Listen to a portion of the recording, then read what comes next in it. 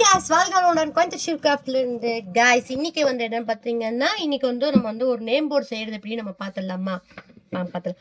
நம்மளோட branded name வந்து நம்ம படித்த டிகிரி ஆகட்டும், நம்ம நம்மளோட கம்பெனி நேம் ஆகட்டும், இல்லை உங்களோட நீங்கள் வீட்டிலேருந்து பிஸ்னஸ் பண்ணுறீங்க, எனக்குன்னு ஒரு நேம் போர்டு நான் வந்து வைக்கணும் அப்படின்னு நீங்கள் ஆசைப்பட்றீங்களாண்டா நீங்களே உங்களுக்கு உண்டான நேம் போர்டு நீங்களே செய்யலாம். அது எப்படி செய்கிறது நான் சொல்லி கொடுக்குறேன் வாங்க. இது பார்த்தீங்கன்னா இன்னைக்கு வந்து ஒரு பிரதருக்கு தான் நான் வந்து இந்த நேம் போர்டு செஞ்சு கொடுக்க போகிறேன். இவர் பார்த்தீங்கன்னா அட்வொகேட்டாக இருக்கார். அவருக்கு வந்து நான் அவர் என்ன மாதிரி ஆஃபீஸ் ஓப்பன் பண்ணுறேன்னு சொன்னாங்கிறதுக்கு நான் அன்பு பரிசாக நான் அவருக்கு வந்து இந்த போர்டை வந்து நான் செஞ்சு கொடுக்க போகிறேன். அதில் உங்களுக்கும் நான் காட்டுறேன், நீங்கள் பாருங்கள். உங்கள் நேம் போர்டை நீங்களே எப்படி செய்யலாங்கிறது பார்க்கலாமா? வாங்க பார்க்கலாம். ஈஸி ஒர்க் வாங்க பார்க்கலாம். இது பார்த்தீங்கன்னா பயனூடில் இந்த பயனூடில் வந்து இது 12க்கு அகலம் வந்து 12, நீளம் வந்து 4. இந்த மாதிரி 2 போர்டு நான் செஞ்சுருக்கேன். இது பார்த்திங்கன்னா வாலில் அட்டாச் பண்ணுற மாதிரி, இது பார்த்திங்கன்னா டேபிளில் வைக்கிற மாதிரி.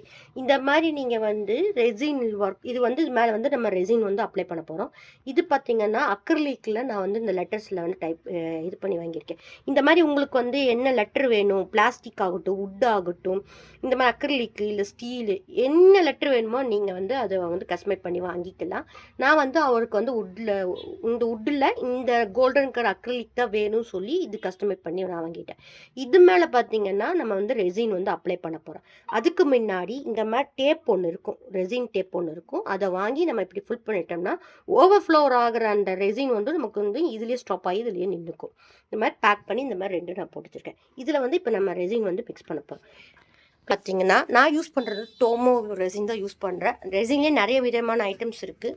நான் யூஸ் பண்ணுற டோமோ 2:1 வந்து ரெசின் தான் இருக்குது. நீங்கள் பார்த்தீங்கன்னா இந்த பிராண்ட் தான் நான் யூஸ் பண்ணுறேன்.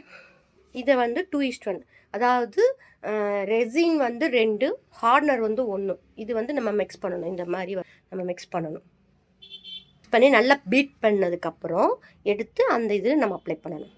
பண்ணலாமா? வாங்க.